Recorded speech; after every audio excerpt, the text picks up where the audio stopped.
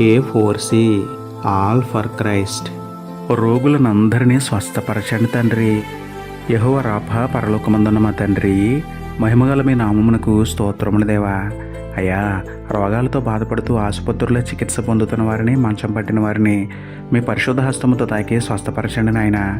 సాధారణ జ్వరాలు, typhoid, malaria, dengue జ్వరాలు, క్యాన్సర్, కిడ్నీ సంబంధిత వ్యాధులు, గుండె సంబంధిత వ్యాధులు, కన్ను, ముక్కు, చెవి, గొంతు సమస్యలు, చర్మ వ్యాధులు, BP, sugar, thyroid, asthma, TB, HIV, AIDS, ఆడవారి సమస్యలు, ప్రమాదాలకు గురైన వారు అందరినీ చేపట్టుకుని లేవనెత్తండి, బాగు చేయండి దేవా. వారిలో ఏమైనా లోపాలు ఉంటే మీ శక్తిగల వాక్యంతో సరిచేయండి నాయన. వైద్యం కోసం డబ్బులు లేని పేదలను ఆర్థికంగా బలపరచండి.